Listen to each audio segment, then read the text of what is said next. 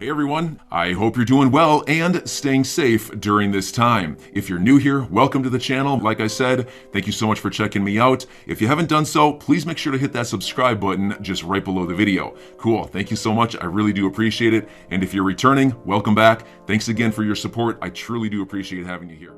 And John Deaton here just posting this perfect example of why to never listen to what they say. Goldman Sachs is likely already heavy into Bitcoin, Ethereum, and other tokens. And so just to put this into perspective here, Goldman Sachs, among other major US banks, have been talking about getting into cryptocurrency over the last year, 2 years, maybe even 3 years. So for them to turn around and say this just sounds like, yeah, you should be doing the opposite. The moment Goldman Sachs recommends that people should go all in on crypto is the exact same time to sell your cryptocurrency. And so he's just retweeting out Digital Asset Buy's tweet here.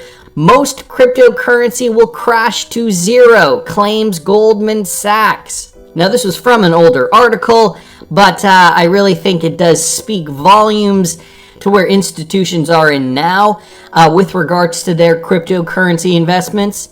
Also, let's consider what is happening around the world. This is breaking news from Japan, from Macatak XRP. 31 regulated Japanese cryptocurrency exchanges to list Ripple XRP by the end of the month. Now, we know Japan has been very XRP friendly.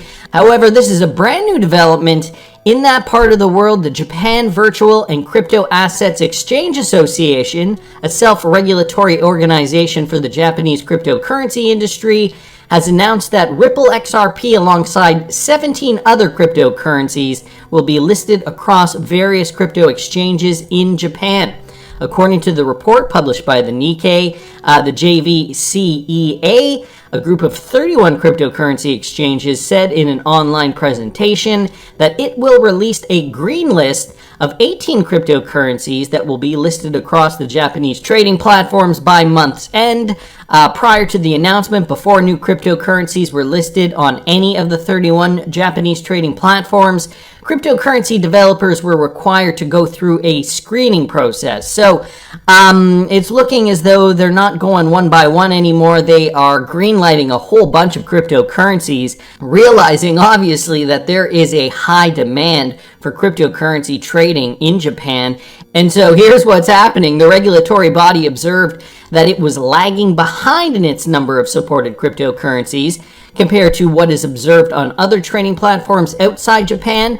Cryptocurrencies considered to be added to the green list are tokens and coins that are widely adopted and available for trading across 3 unregulated platforms operating outside Japan. So clearly Japan wants to, doesn't want to be left behind, I guess, in the dust when it comes to cryptocurrency trading. They want to have that liquidity available, have the wide variety of cryptocurrencies available for their people to be able to trade. And XRP, one of those green-lit cryptocurrencies, along 17 others. I'd be curious to know what the 17 other cryptocurrencies are, if any of them include World Economic Forum coins, namely Solana, Algorand. I believe XLM is likely on the list. Nevertheless, I'm just speculating, do not know what that list is. Anyway, wanted to thank Macatak XRP for posting that. And guys, this is another big development that we're seeing with regards to global news and how this is likely going to affect world economies. This coming from Professor Richard Werner. Brilliant move from Vladimir Putin to sell Russian energy and commodities only against rubles from now on. So now Putin is saying, forget about the US dollar. If you want to buy oil or energy from Russia, you have to use the ruble. So ruble demand has boosted. This is the end of the petrodollar. Russia has adopted the former US petrocurrency policy. The West is now scrambling for rubles. So we did see a sharp uptick. Let me just bring up ruble to USD. Originally, when this conflict was announced, we did see a sharp decline for rubles. So I have rubles against the US dollar. And now we're seeing a significant rebound of the Russian ruble against the US greenback. I don't doubt that this is going to have a big effect, not just on the US, but on global markets, considering how many countries there are worldwide that have been relying on the US dollar for trading purposes over several decades now. And so here is the announcement from Vladimir Putin. We'll transition to charging supplies for natural gas and other raw materials in Russian rubles when dealing with unfriendly countries. Russia, of course, will continue supplying natural gas and will respect all the obligations and the pricing under the contracts that we have signed. Unlike some of our colleagues, we treasure our reputation as a reliable supplier and a reliable partner. This only concerns the currency in which we will transact these payments. We will transition to rubles. So they are transitioning to rubles. Brilliant, asks XRP Darren. Seems like an obvious play. Not sure why it's taken this long. Teza Keneza saying down here, a bit late to the game, just as the world is going off fossil fuel and going green. It'll just speed up the process. So another perspective on that. I mean, personally, I don't think we are getting off fossil fuels anytime soon. And so a lot of people chiming in on this. I will link this tweet thread in the description of the video. So here is the official article here. Putin demands unfriendly countries pay for Russian gas in rubles. So he's also stating that, and you heard it in the clip, unfriendly countries only. And just down here, the new requirement appeared aimed at propping up the flagging Russian currency, the ruble, by increasing demand for it. Its value gained against the dollar and the euro following Putin's announcement. Natural gas prices surged in Europe, where Russia has supplied about 45% of imports. So an interesting and very strategic development, I think, on Russia's behalf. What is this going to mean for the world economy? Does this mean we're getting closer to perhaps a world where there is no world reserve currency, or maybe the world reserve currency is going to change? How does this affect XRP in particular? Well, Wrath of Kahneman here giving his opinion. He says, I know this won't be popular, but for what it's worth, I don't think Russia's move to only accept rubles for oil has any bearing on XRP. First, you have to understand there isn't near the liquidity necessary yet. So, that is one thing that we have to keep in mind. XRP, as great as it is, and as much as Ripple has tried to bolster the infrastructure for use cases on the XRPL, we just do not have the liquidity.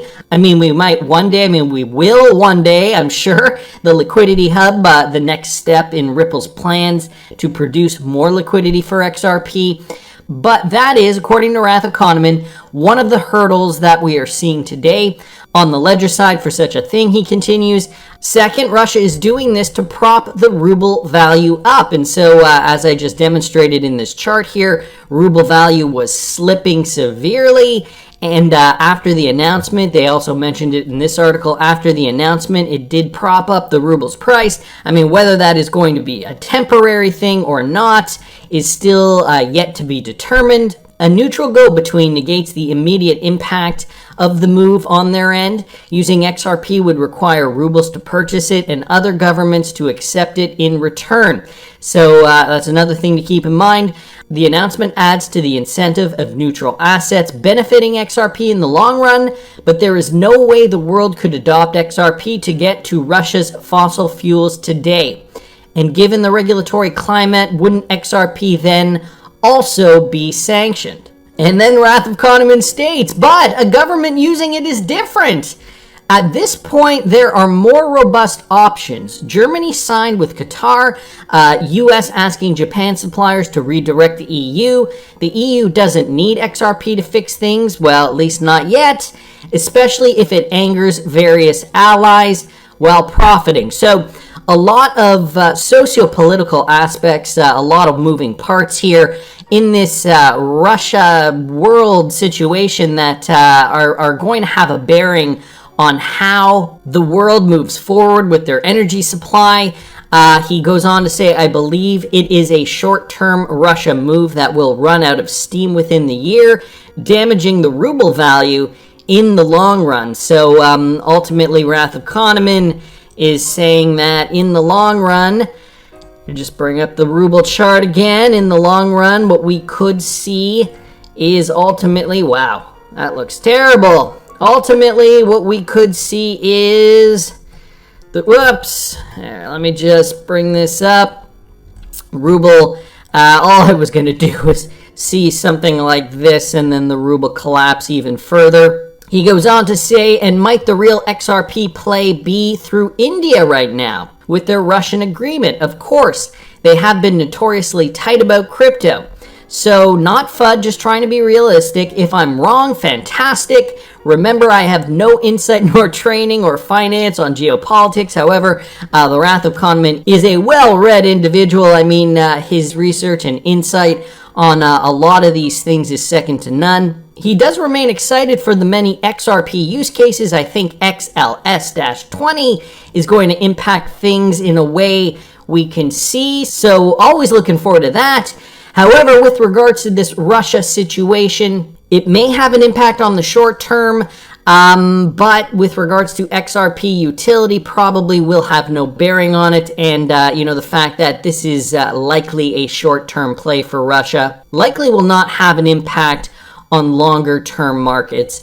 Also just wanted to mention this because this just came out and I saw a lot of people in the XRP community were a little, I don't know what I would call it, perhaps a little frightened, perhaps a little concerned, I suppose, about what this could mean. So we know Ripple is partnered with so many central banks around the world, and then this article comes out. It's almost kind of like a slap in the face.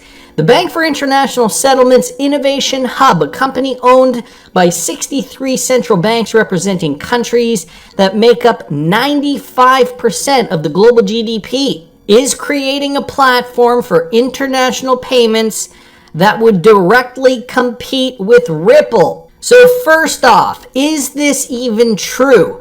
Let's go through the article. This has to do with Project Dunbar, which I know was announced, I think last year. In a press release, the BIS announced that the central banks of Australia, Malaysia, Singapore, and South Africa were developing a shared platform that could enable international settlements using digital currencies.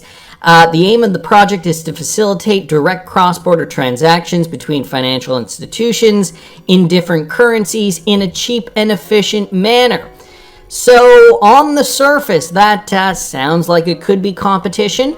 Project Dunbar, much like Ripple, aims to replace the old, slow, and expensive correspondent banking model for international transactions that is reliant upon financial institutions holding foreign currencies and often requires single payments to pass through multiple institutions before it is settled. Under Project Dunbar, there would be no need to rely on intermediaries holding foreign currency reserves, thereby decreasing the cost and time required for cross-border transactions. So ultimately, sounds like it could be, perhaps, a Ripple or XRP killer if they do go on to adopt this technology. So it seems like it's lining itself up with institutional backing against Ripple's aligned players like the Clearinghouse, whose RTP service is designed to facilitate transactions within the digital, on-the-go way we live and work today. I don't know why that's in quotes there, but that's how they decided to write it. So what does this mean, guys? And just wanted to thank Michael for bringing this to our attention. I mean, people in the XRP community are already poking holes in this theory that this could be a competitor to Ripple. The design work stream was led by Accenture, so this coming from XRP Hawaii here. How is this competition for Ripple? And so just demonstrating from that report, Project Dunbar, we can see that it was led by Accenture, which was an early Ripple funder. They support with Temasek, which I believe is also linked to Ripple in some way, shape, or form. One thing we have to point out down here, a goal of the technical work streams was to develop technical prototypes on 2 different DLT platforms, Corda and Quorum. Now, we also know that Corda has the ability to settle in XRP, so we have to also keep that in mind. I also just wanted to bring this up here from Jeremy Woodward. Anyone else see this article? So Jeremy, also one of those people in the XRP community that was perhaps a little concerned when he saw this article. Wrath of Kahneman down here chiming in, that's a ridiculous headline, under siege. Dunbar is a proof of concept. It could negate XRP, perhaps, if governments wanted to trust each other, which, I mean, come on, look at the political climate we're in today. Trust economic exposure to other fiscal policies, trust their AML/KYC, infrastructure, security, etc., and then who governs it? I think regional application only. So Wrath of Kahneman already seeing the problems with this. T-Hole Bedict XRP saying, you know, it could also incorporate XRP. Look at R3's recent article on Dunbar, followed by its one on digital assets in Singapore. So just what I mentioned earlier, the fact that XRP could be running through R3's Corda. And there's still the whole SBI R3/SBI Ripple Connect. SBI is the largest R3 shareholder. So if SBI is also linked to R3, how can we assume that SBI is going to throw Ripple under the bus? I mean, I don't think that's in the cards. So some great insight here from T-Hole Bedict. Crypto Eddie also chiming in here. We've known about Project Dunbar since last summer. It's R3 managed with Corda on a shared ledger. She's covered it numerous times. Andrew Zell down here saying it's FUD, move along. Fred Rispoli down here saying the author made a decent attempt, but did not complete his due diligence. The competitor payment system, as described, is a securities offering and exchange machine that would have to be overseen by Toto in one country agency, the U.S. Security and Exchange Commission, and that is not going to happen. I'm your guy. I will keep you posted. I'm your advocate. I'll be back on a daily basis, usually multiple times per day, with these videos to keep you updated with everything going on. So I hope you enjoyed the video. If you haven't done so, make sure to hit that subscribe button. Feel free to share any of my videos with your friends, family, social media, or anybody who may care to listen. Thanks so much for your continued support. I'm always here for you. I want to help you through this time. So thank you so much for continuing to choose me. Enjoy your day, stay safe, and I'll catch you again probably in a couple hours. Thanks, everybody. See you later.